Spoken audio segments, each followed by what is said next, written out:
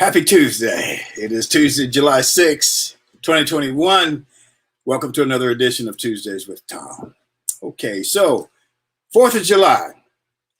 On the 4th of July, Joey Chestnut, some of you may have heard of him, some of you may have not. Joey Chestnut ate 76 hot dogs and buns to beat his own world record in the annual 4th of July hot dog eating contest on Coney Island. And what's more amazing than Joey Chestnut eating 76 hot dogs is I actually watched it on television. 5,000 people attended this thing to watch 4 other contestants challenge Joey as he ate his way to a new world's record in the 10-minute limit. I was flipping through the channels when I hit up on the Coney Island hot dog eating contest, and they had this fake drama of would Joey break his own record. A televised hot dog eating contest billed as a sporting event. So I watched for a little while. There were interviews with fans and eaters. During the contest, they had statistics like dogs per minute. Halfway through the contest, Joey had a 12-dog lead and ended up with about a 40-dog lead to win the contest over the competitors number 2 and 3, the competitors who were ranked number 2 and 3 in the world. Because, see, this is a worldwide contest. Joey averaged 8 dogs and buns per minute. It's also important to note that the contestants had to eat the hot dog in a bun. So you figure 76 hot dogs and buns in 10 minutes. Afterwards, Joey was the new champion. Joey had the world record again. He beamed like he was LeBron James on the trophy stand. And I thought, now, only, as James Brown would have said, only in America. And then I did what Americans could do. I flipped to the next channel. Now, Sha'Carri Richardson's positive marijuana test has left a marquee event of this month's Tokyo Olympics without one of the United States' most captivating athletes. Month-long suspension for marijuana use from the U.S. Anti-Doping Agency disqualified Richardson's championship performance at the trials and will prevent her from running the 100 meters, the race that launched her into sudden stardom. It also presents a collision of Olympic bureaucracy, the shifting attitudes toward cannabis internationally and domestically, and the unsettling endurance of criminal drug policy. She may still be able to compete in the 4x100 relay if USA track and field officials decide to include her on the Tokyo-bound team despite the positive test. Name, image, and likeness. Woo, who would have thunk it? College athletes can now profit off their name, image, and likeness. Yay. What used to be against all the rules is now part of the rules. While some have been banned from the world of sports, like former Auburn and professional star Chuck Person, hint, hint, will guys like Chuck be allowed back in? Because what he was, quote, banned for is now legal. Boosters can now openly pay athletes as long as those athletes, quote, do something to earn it. So players are signing deals with video game companies, Ice-T outfits, and others. Players are encouraged to consult with lawyers and agents and others to represent them. Now, I'm sure we're going to be talking about this for quite a while because can you just see freshmen and sophomores signing deals with lawyers and agents? And I think that's probably a one-sided deal. I've always been for the players being paid. They still should be paid and feel they should be paid, but they work for the university. They should be paid by the university as a part of signing a scholarship.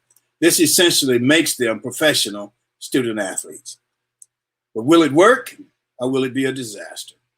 I'm sure it will have many rough days in the beginning. I'll guarantee you this is not the end. This is more like the middle, the messy middle. Change is always messy in its middle. Will players be taken advantage of? Some, yes.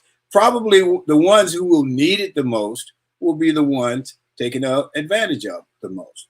Will this method cause some dissension on teams? For sure.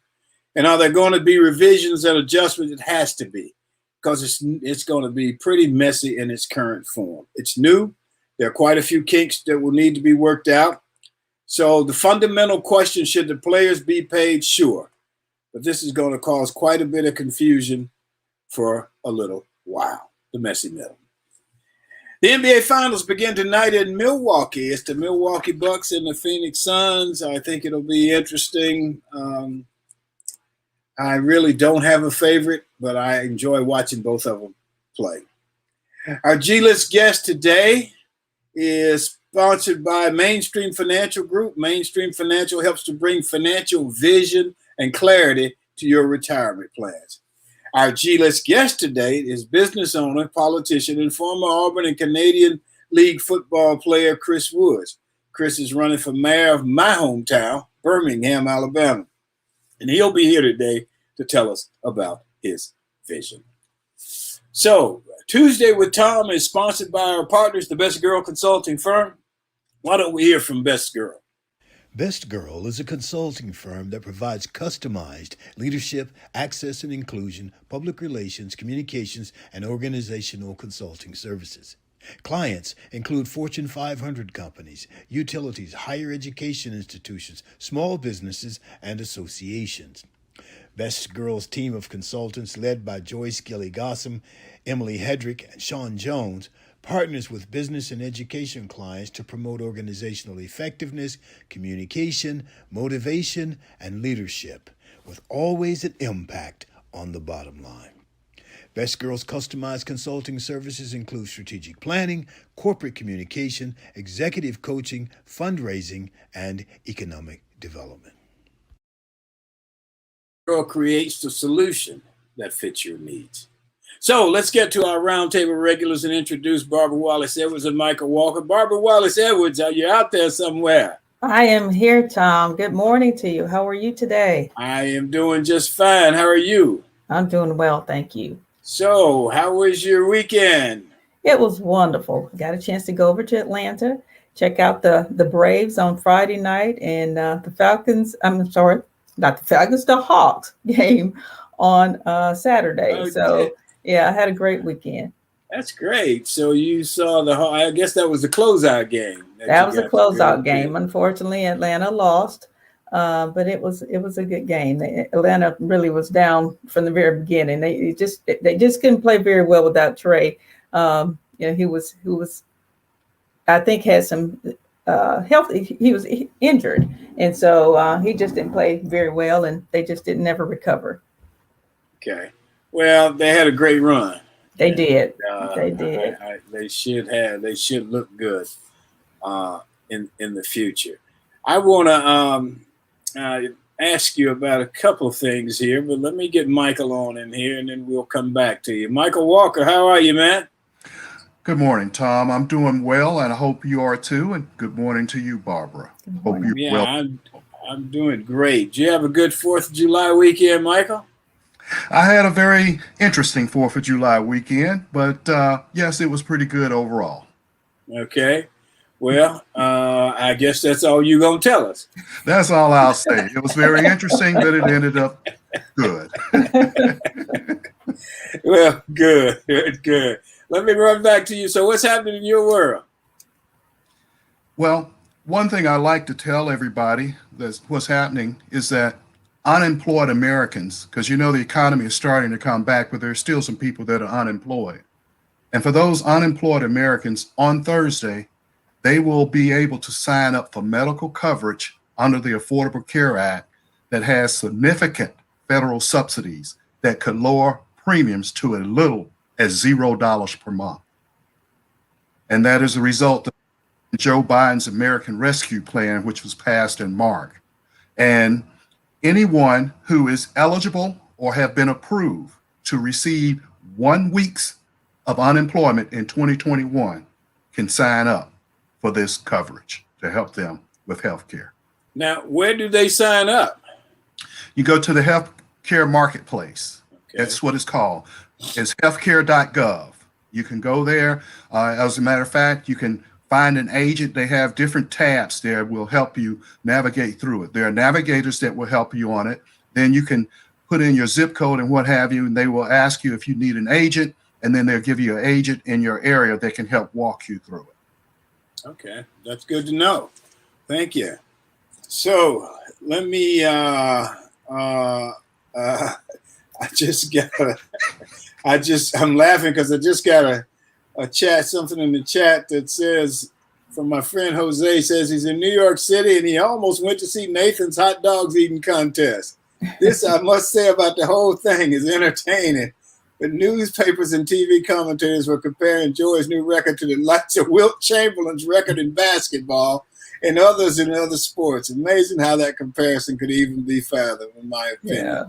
I agree with him. It was, I mean, I started watching this thing and it's like, I can't believe they got 5,000 people out here. Wow. And they were talking about who was number 2 in the world and who was number 3 in the world.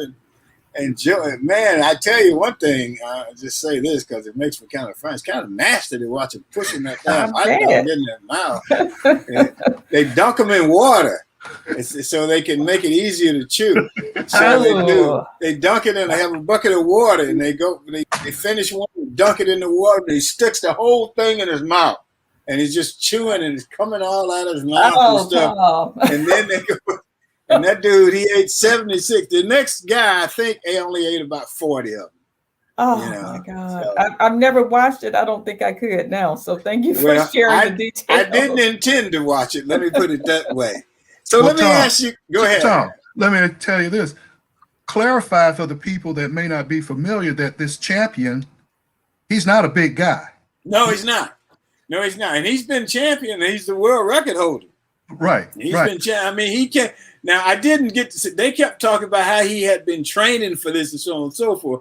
Well, I didn't hear enough to know what the training consists of. I mean, I don't know how you train for a hot dog eating contest. But they were fired up, man. He was all pumped up and they were ready. And they said they had 10 minutes. And I mean, he took out in the lead. And then they were saying he's got a 12-dog lead. You know, so, and how many contestants were there, Tom? 5. Oh, wow. Okay. The number 2 and number 3 in the world, they ate about 40 dogs. But and you got to eat the bun too. Barbara, no offense, but you are probably bigger than the guy that won. Oh my goodness! Yes. Wow. If we're not careful, this might be an Olympic sport in the future. That's sad. He finished after the contest was over. I mean, it was like he had run a marathon. He had to kind of just calm himself down and get himself back together. I guess he was trying to digest all them damn hot dogs. I don't know what he was doing. But it was interesting. I'm glad I watched it. I won't have to watch it anymore. Yeah, that's a once in a lifetime type of thing. So tell me what you guys think about name, image, and likeness right quick.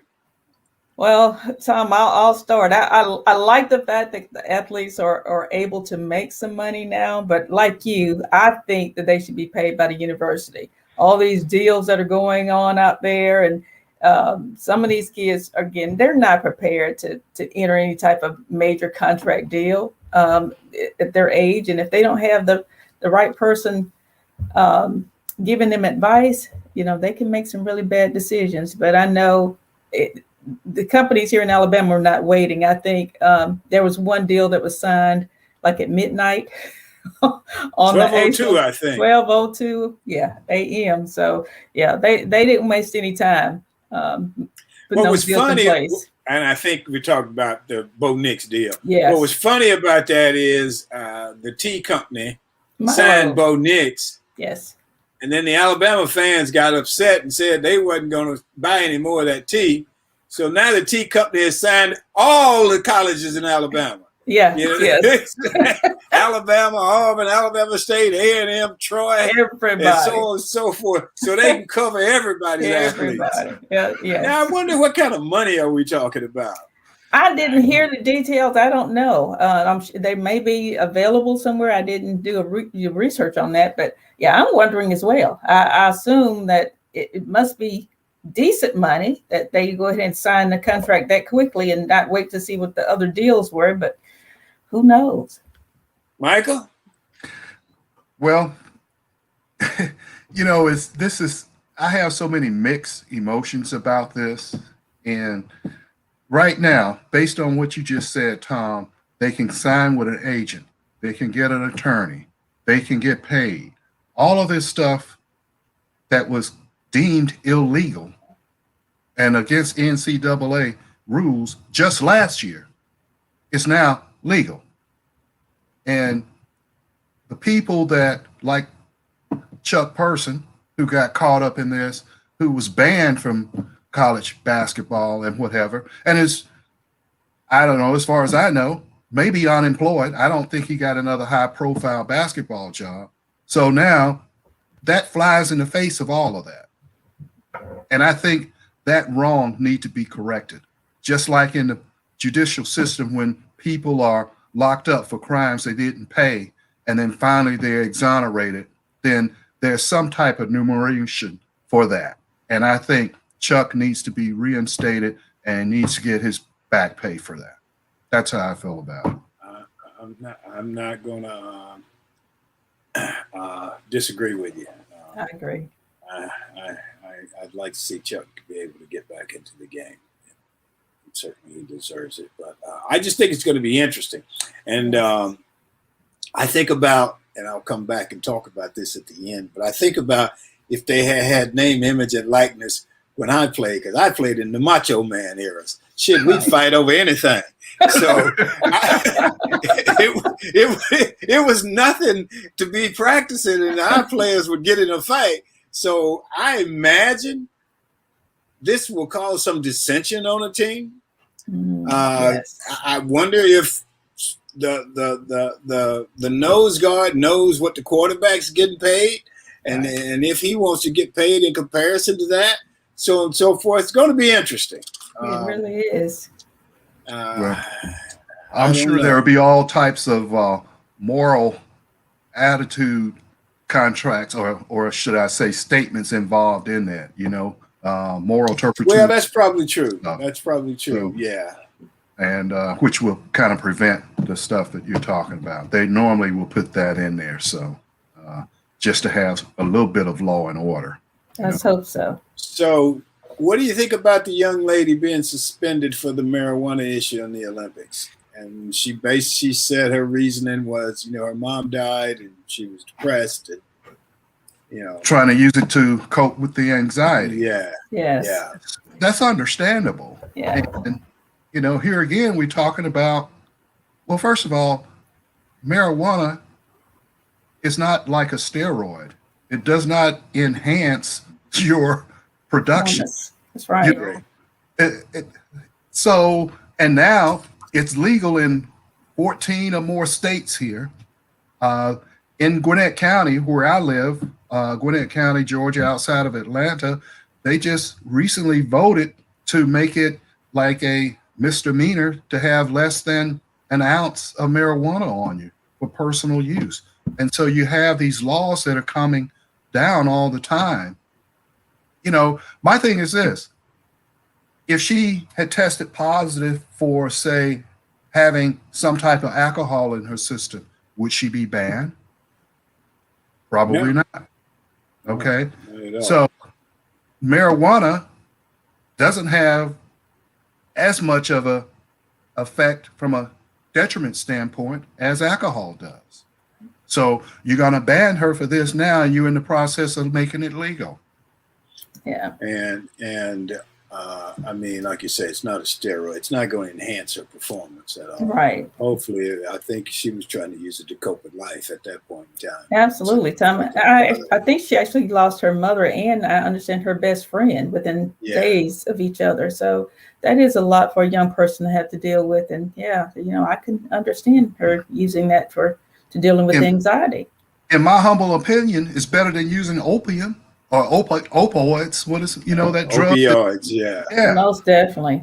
Okay. Yeah. Oh, I agree with you there. I don't know. I've always never seen the harm in terms of the big hue and cry. Hopefully she'll get, I guess because the suspension is a month, so I guess the relay, it falls outside that timeline. Yes. And so she might be able to run in that. Right. I understand she's been approved to run in the 400 relay. She just can't participate in the 100-meter relay. So. I think one thing we're going to find out as we continue to go forward, I think one thing that's becoming evident about, quote, amateur sports, amateur football, amateur college football, amateur track and field, so on and so forth, is that the people running it, I don't know, maybe they're a little bit out of touch with where we are in the world. Yes. And where things are going. I love the fact that the kids are getting paid, and we'll just have to see. I mean, I know this thing, it's like ACA, the American, the Healthcare Act. It's going to have to be some tweaks done to this whole image and likeness thing. Well, Thom, let me ask you a question. What's the definition of amateur sports? Guys don't get paid, is what I understand. Guys, ladies, whatever, whomever. Yes. Yeah. Okay. That's what I always thought. Okay. Maybe that's different. I just wondered. Okay. All right. That term always kind of threw me for a loop, amateur, because you always think that as being immature, or it's almost, it has like a negative connotation to it when you say an amateur athletics, Yeah. Not quite there yet, or you're developing. What is it? So that's what I was. Okay. Well, let's get to our G list, because we got a very interesting guest today. But first, let me read another footnote from Jose Garcia in New York. Jose says, I once participated in a Popeyes hot wings eating contest, but only was able to eat 7. The winner ate 20 plus wings. Man, if you could only eat 7, you're a lightweight. Come on, Jose. I could have whipped you. Let's say I may have beaten Jose. Popeyes too? Man. Thanks, Jose. Okay, let's go to our G list, where everybody is a star. Our G list is sponsored by Mainstream Financial Group. Mainstream Financial Group provides financial services for both individuals and businesses. Now, their mission is to understand the unique needs of each and every client, work closely with you, assembling a planning team to develop and manage your plan to help you accomplish your defined financial goals. Mainstream has financial professionals that will provide you with a complimentary financial review. These financial professionals can then offer the custom advice you need to mend together the pieces of your financial life and come up with a plan that is truly comprehensive. Mainstream Financial assists retirees and near retirees in planning for a secure retirement so not to run out of money during their lifetime. So you can take advantage of opportunities with tailored advice and resources to act on it. Mainstream Financial Group. Don't let your money run out before you do. www.mainstreamfg.com, 205-324-0589 or 888-324-0589. And now our G-list guest for today. Remember, Hollywood has the A-list, and here on Tuesdays with Thom, we have the G-list, where everybody is a star, and our G-list guest today is Chris Woods. Let me just read something for you from Mr. Woods. Mr. Woods says, my vision for Birmingham, who's running for mayor of Birmingham, is to unite people from all walks of life, including independents, Democrats, Republicans, libertarians, business leaders, and nonprofit groups, to support public education, create transparent government, reverse the troubling rise in crime, and provide a working environment where people from all levels can get ahead. These are the words of our G-list guest today, Christopher Woods. He's running for the mayor's job in Birmingham. Let's hear about his vision even further. He says, if we come together as one people united together with a common purpose, Birmingham can become the all-American city that she is destined to be. Together, we will identify and tackle community-wide challenges and achieve uncommon results. Together, we will make Birmingham a better place to live, learn, and earn. Welcome, Mr. Woods. How you doing, brother? I'm excited to be here, and thanks for having me, brother. Take that vision and run with it. Well, we have to come together, Thom. You're familiar with Birmingham. It's a nonpartisan, and this is an opportunity for people to come together and really make our city, what she once was, the troubling rise in crime, with second most deadly city in America. And there's some great people here. We don't deserve that. As you know, I graduated from Auburn University in industrial arts, and Cassandra, my bride, for 37 years, graduated in industrial engineering, but we were exposed early. I was exposed at Cara A. Togo Elementary School in industrial arts, taking woodworking arts, and went from Togo Elementary School to Parker High School, where we had a full-blown curriculum of technical vocational education. And what happened, that put us on a career path. And what's happened, these youngsters today don't have those options as they were in the schools. And as mayor, we want to put them back. We want to work with the school board to fund those programs. As you know, my degree from Auburn in industrial arts gave me also a state teacher's license. And I know the educational side, I know the business experience side. So I believe with 90% of the crimes in Birmingham are being committed by young black men, 21, 20, 19, 18, 17, 16. I believe if we put them on a career path early, Thom, then that'll be the answer and solution to the options that they will have, because that'll lead to opportunity and purpose in life. And it's just out of control. And education has to be addressed in order to make that a reality. And as mayor, my goal is for people to, education will be the reason why people move into the city and no longer the reason why so many are leaving. And I believe only coming together and the common bond, laying our differences aside and really addressing the racial challenges that we have that people are afraid to talk about. Let's just be open and talk about it. And what I mean by that, we continue to fail to invest dollars in the community. Under the previous mayor, Langford and Kincaid, my company, as you know, served as construction manager, over $300 million in work. And my God, we broke ground ceremonies on major projects in the Black community, like Top Golf, the Negro Museum, Uptown Mall. That was all slated with groundbreakings on the western sections.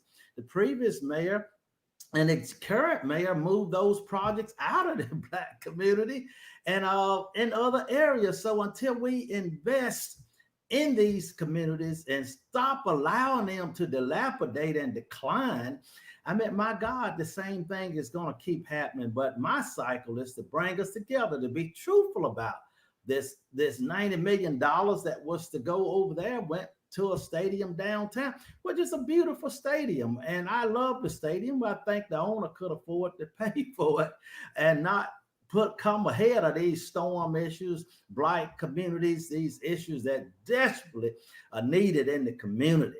So my vision is God-sized dreams and visions to really, my God, bring about an economic explosion within the Black community by revitalizing the neighborhoods. We have over 21,000, Thom, and hear me right, 21,000 dilapidated land bank properties that are just on the city books. As mayor, I want them off the books in the first 100 days. It's costing us $6 million just for maintenance. And guess what, Thom? We get them in the hands of investors and stakeholders. We can then start collecting over $30 million in property taxes that we are currently not able to collect. And that's new revenue that's generated that can go towards road paving, potholes, storm drainage, and revitalizing our neighborhood. So I'm real excited. I can go on and on and on. So let me slow down here a minute and make sure you guide this thing. Let me ask you this question then. You're running against an incumbent. You're running against people who have held the mayor's seat, have held public office, currently hold other offices. How do you propose to beat these people? Well, you know, it's the message. It's the people, Thom. We've gone to Birmingham, as I mentioned earlier, is made up of 99 neighborhoods, and we've taken our message to the community. And the community outcry, this crime is out of control. And we have a mayor that doesn't have a plan. Matter of fact, his campaign, his crime is down, yet murders are skyrocketing. And then this recent report about the FBI saying Birmingham is considered the second most deadly city in America. I have a 7-point crime plan that we have published and put forth that's going to transform our city. And the voters are buying in. They want safe neighborhoods. They want first-class education for their children. They like to be able to stay in their community and not have to leave their community to go to a grocery store. We have food deserts and the quality of life. If places flood in Birmingham, still flood. When I was a young boy, Thom, I'm like you. We 30 years old, maybe. We young guys. It's been flooding that long. So these are issues that the people crying out to me about. We have a phone bank that's been cranked up since February. We've reached out to voters door to door. I'm in 3 churches a night. I couldn't find some people in the church, so I had to go to the club the other night to make sure I saw them. Told them I had to come see you wherever I could find you. So we just. I'm sure that made them happy. You tracked them down to the club. They said, I'm sure I'll be at church next Sunday. But I'm going wherever the people are, and that's the response. I am motivated every single day.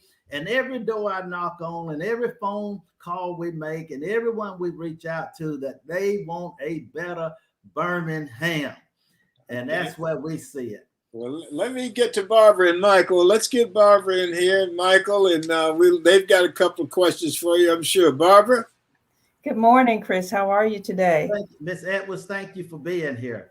Thank you for joining us. I want to first say, please give your wife a hello from me. Cassandra and I sang in a choir together at New Pilgrim Baptist Church many years ago. So please tell her I said hello. Wow, many moons ago. Huh? Hello, That's yes, awesome. yes. That's awesome. I will let her know that. Thank you.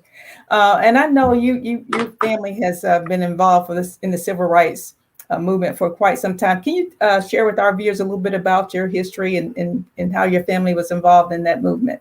Yes, my uncle, Dr. Abraham Woods, and my father, Bishop Calvin Woods, both of my uncle was president of SCLC, and my father is the current president and also the vice chairman of the National SCLC board, and they've just been on the front line of civil rights movement. I remember growing up in the movement. My father and uncle were pastors, and they started the Christian movement is the way it started out. The Christian churches and congregations came together, started praying, and that's what formed it. And next thing we know, Dr. King was invited to Birmingham. Dr. Fred Shuttlesworth came forward as a leader, and it just brought people together to stand together for injustices. And I believe it transformed Birmingham, because what they were able to do and what my father and my uncle was always proud of is that whites and blacks came together. The heartfelt people came together, and that's what brought the transformation. It was not just one-sided. It was blacks and whites together, and they sang the song they sing, "We Shall Overcome." The favorite verse was blacks and whites together, blacks and whites together, and that's what Dr. King preached, and that's what he taught. And we just have a leader now that rather stage a riot to divide people because the poll numbers are down. And I tell you what happened here in Birmingham when that was done. I'd never seen my father so hurt at heart. All the progress and hard work and what was real that's happened, what people really gave their lives to make the sacrifice, to be fabricated as if that was something that was happening, was devastating. Wow. Thank you. Michael? Yes, good morning, Chris. How are you this morning? I'm great, Michael. How are you doing, brother? I am doing well. I have a couple questions to ask you. One regarding crime, you mentioned in Birmingham, but the other one first. You talked about your construction company having the lowest ratio in change order requests. For some people, they may not know that. I understand that, and I'd like for you to elaborate why that's so important, because a lot of construction companies and people that do contracting, they use change orders as a mechanism to increase and make more money. In other words, they go in and low bid the job just to get the job, then turn around and hit the federal agency, state agency, or whomever with change orders to make up the difference. So speak on that for a minute. Wow, Thom, I didn't know you was gonna give me that. I love that. That's my skill set. And Thom was here when I first came back, and he's always been inspirational. It was just tough to break through because we distinguish ourselves different, and we believe in being a God-fearing man. We don't speak it, but we like to live it. And this is a prime example. We just set out to be faithful and truthful to our clients who would hire us, and we saw it as our position and responsibility and obligation to protect them. And so what we did, because of our skill sets, would give a detailed cost estimate. This is what it's going to cost, and we're going to finish it for that. But the industry attitude and culture is to come with these change orders. And unfortunately, with some companies, you won't believe this, but it's the case. They will give the superintendent and project managers and the project team bonuses for every change order they could find. So here you have the smartest, gifted people who you're trusting to get your project done, looking for ways to find loopholes. But what we believe in doing, we expose the scope gaps during the design phase, and what we were able to do with the 50 to 100 millions of dollars of work we've done, we were able to expose those scope gaps before the project got in the field. And that's some detailed cost estimates that we would do, not just a generalized what they encourage people to do, but and we fell out with a lot of people because of that. And man, it was like a hit at me at one time, but I said, hey, I have to protect my client. It's going to be 0 change orders. That's not justifiable. And we would make sure the documents were in order before it went forth. So, and also we would write the contracts where, it would be in their best interest not to go down that road, because then they would be responsible. But clearing out the ambiguities through a ready check system, we'd also do, and the design discrepancies is what we would work with to expose those before it really got to the field. So we're not popular because we've had people plan to reap as much as $20 million that we stopped from happening. So you can imagine how I got unpopular very fast. So in other words, if you're elected mayor, you stop the change orders with city. Oh, absolutely. Transparency. That's that 4 pillar, what you heard Mr. Gossam talk about, to come together to support education, create transparent government is what I'm talking about. And that transparency goes across the board. And it's important with the skill set. I've served as the project manager for all the projects, and they had 0 change orders. Matter of fact, we gave them $100 million back after the project was over. Wow. To show you how big what you said is in play. So that's how I got unpopular pretty fast. And it's a campaign came against me, but I love what I do, and that's why I know we can take the city budget. My God, we have a $400 million, over nearly $100 million budget for policing, and we can do better than that. We can do better than that. And the city that has over $455 million budget, I know we can use that money in the right way to make it reach where it needs to reach to make a difference. Okay. My follow-up question, if you don't mind, just quickly. You mentioned that Birmingham is the second most crime-infested city in the nation. Living here in Atlanta, I was thinking Atlanta was number 1, as a matter of fact. But Birmingham's number 2, he said. Yeah, I know, but but I'm thinking it can't be Birmingham number 2 with Atlanta number 1. But let me just say this: Well, it's per capita of people. Okay. Per capita of people we have living in the city. Atlanta has millions where we have maybe right at a little over 200,000 that's living in the metropolitan area, but a number of murders per capita that places us there. Okay. Recently, the mayor of Atlanta said that the rise in crime in Atlanta was due to COVID and the pandemic, that contributed to the increase in crime. What would you say is the reason for the rise in crime in Birmingham? Well, I think it's a lack of education. Like I mentioned earlier, I was exposed and put on a career path early. And it's a lady had me speak to a group of young men at one of the high schools, and with tears in her eyes, she said, Chris, these guys going from high school to prison pipeline, I really need you to ask the Lord to post your heart into these young men so some of them can wake up. So they leaving here with nothing. So I do believe putting those young men on a career path where they can see themselves succeeding in life and open the door of an explosion for other young Black business people to have opportunities here in Birmingham at the table. Of the billions of dollars that's circulating in Birmingham, we have less than 2% minority participation, and that has to change. That must change. That cannot remain that way, because these young men and women must see role models. They must see positive role models in their community where they can touch and associate with, and most importantly, relate to. So just examples and opportunity, I think, clear everything. And I personally, anybody who came to work for us, we sent you to school.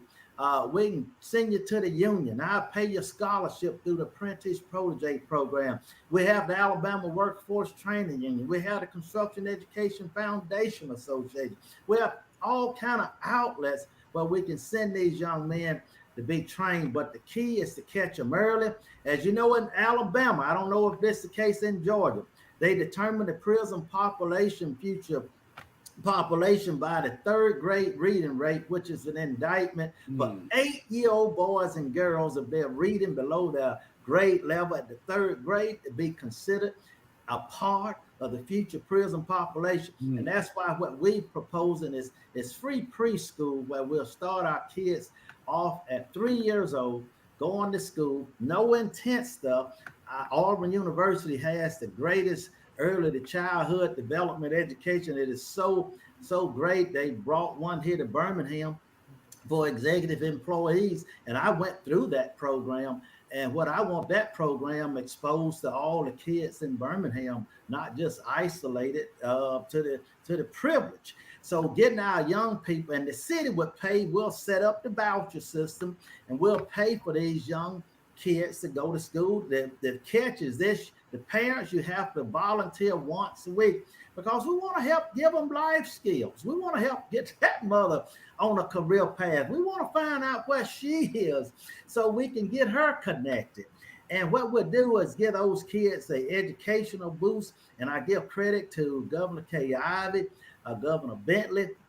Alabama is #1 in preschool education, because they decide to fund the 4 and 5-year-old preschool. So what we're going to do is build on that, have the 3-year-olds start where they go to 4 and 5, and by the time they get to the first grade, they're reading above the first grade level, and in this trend of this massive incarceration from the foundation, from the root. And on the middle school level, implement our proposed workforce ready program that will start in middle school and throughout high school, where these young men will be on a career path.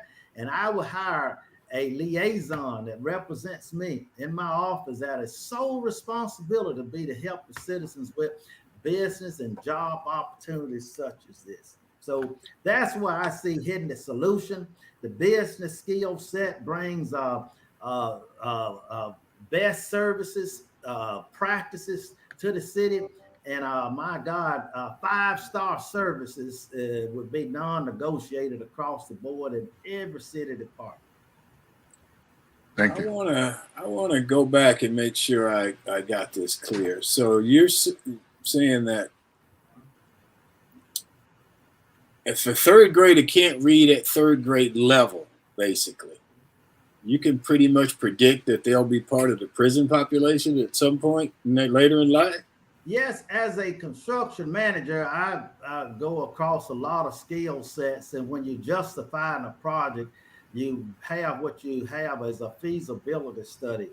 And working as a construction manager for the state of Alabama in other capacities, when they determine in the prisons and population and how many prisons they need to plan for, they have to go by how many future inmates they project having. And that is so unfair to go that deep, to have a determination that if a young person is not reading on a third grade level, they are then absolutely counted. So that's the justification to come forth with all these prison beds and to build these outlandish facilities, as opposed to saying, hey, let's devote our resources to transforming this. Let's catch them up. And on top of that, we have our current mayor who defunded education, $2 million that was going to help pay for literacy officers that would help bring these kids up. Well, he defunded it. He fired them. So, I mean, so what do you do? I mean, what can you say? I mean, I can't sit on the sideline and watch that happen and say I'm the man of faith I am and not willing to try to make a difference. So that's how deep it runs for me, because a lot of people didn't understand what that meant when he defunded education. He was firing those literacy officers, school resource officers.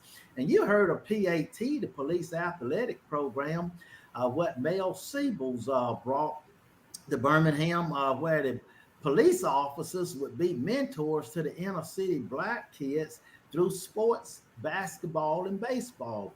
Well, he defunded that and dismantled it. So, of course, I've been the president of Huckman Recreation Board for over 20 years, where we had 1,000 to 2,000 kids that we did just that with. And we know the impact of having mentors coaching these young men to make a difference in their lives. So it's just out of touch, and it lined up with some things that scared us. And so we just have to make a difference. We have to take this election and give the power back to the people.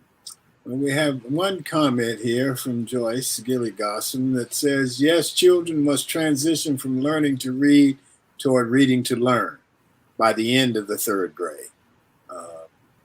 So Barbara, Michael, you guys got anything else for Chris?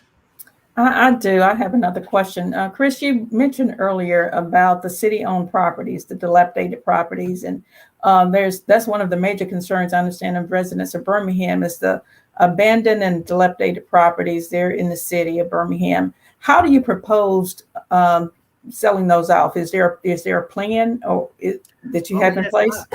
My plan is to get them off the books, all 21,000. And I've been to neighborhoods, every neighborhood I've been to, door to door. I'm invited there now.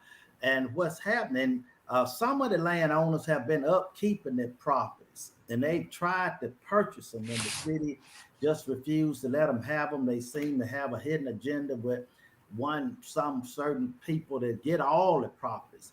But those properties where they've been keeping them up will go to them, and I have to at least charge them $1. What we do, but we'll go across the board, getting them all off the city. I use the city resources, and the city has a great construction department. We'll use them to hit those dilapidated homes, and we're going to push to make it a law. If you abandon property in Birmingham, the city will be able to confiscate it and sell it. And we're going to discourage this from happening.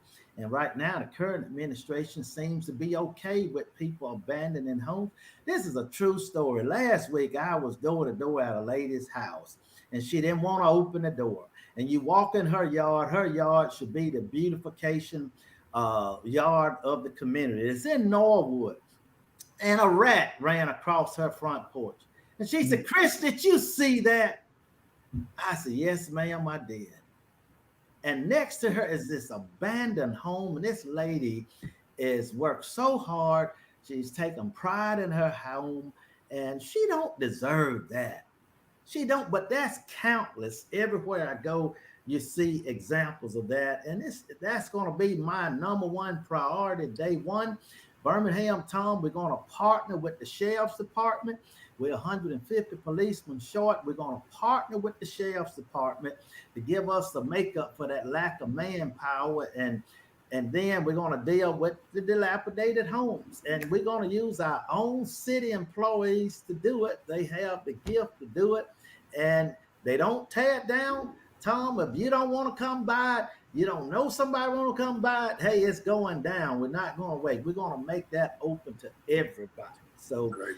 And the potholes and storm drainage, we're going to put that $6 million that we no longer have to spend in maintenance upkeep to that. And then the $30 million for property taxes off of these homes. So we're inviting all our millennials to come back to Birmingham. We want to take stake in your community. We want our policemen to be able to drive a vehicle home, so we have a high visibility of protection. And in the community, we want to prevent crime from happening. And we want to turn to all advanced technology and resources that's out there that's making a difference with policing like it has been. I hope that answers the question with that. Yeah, it did. That's great. I have an issue with an abandoned home in Birmingham, and it has rats. And, Yes, it's awful. And so I'm wondering how you can get that thing torn down. So I'll be calling somebody. So let me, Chris, you got anything you want to sum up with? Anything you got for us? Well, Thom, I need you to tell all your rich uncles that I could use a nickel or two for campaign signs, and anyone believing our message, please go to our website, chriswoodsformayor.com, chriswoodsformayor.com. The incumbent has raised over $2 million. I'm not in this race to make any money. I just want to pay the bills. And that's basically the difference. We don't need nowhere, nothing like that. But we do solicit anyone help who have a rich uncle or two, or break a piggy bank, or send us a couple of nickels for that. And my website is chriswoodsformayor.com. Go on site and see my vision. See, I put all of my information in writing. I'm a businessman. I'm used to writing a business plan, and I know what the right business plan and a work ethic, nothing is impossible. So I wrote my business plan for the city, and it's posted on the website, chriswoodsformayor.com. And Thom, I give out my cell phone number. My wife said not to give out hers, but my cell phone number is 205-965-7124. That's 205-965-7124. Please call me if you have any questions. You're just giving me the opportunity to earn your support. This will be my same number once I'm the mayor. I want to talk to you. I want to know what I can do to get your questions answered. And also volunteer. Come help us out. We have a phone bank. We have door-to-door. And my God, and everybody have family and friends. I know, Michael, you got lots of family and friends in Birmingham. As Edwards, I know you can reach a lot of people in Birmingham. And Thom, I know you can. But I'm just excited, Thom. I know you was up to something. I didn't know what you was up to. I knew it was big, but I didn't know how big. So the fellas always ask about you, and I let them know how well you're doing. Well, thank you, Chris. I appreciate your help. And hey, listen, I may not have the best idea. If you got something to help me with, please let me know about it. Okay, well, thank you so much, Chris. We got a comment here from one of our brothers, Byron Franklin, of course. Another receiver. Byron says, "Go, Chris Woods." He's proud of you. Well, thank you. Byron was in the middle of Thom, and he was. He was great, though. Well, he calls himself, and we call him 4-3. So I got you. I know Byron was a 4-3. I was 4-2. No, I was 4-3. He's 4-3. 4-2. That guy was faster than all of us. yeah, he was. Awesome Yes, guy. he was. Awesome But guy. thank you so much, Chris. We appreciate it. Best of luck to you, and we'll be talking back to you. Hey, thank you so much.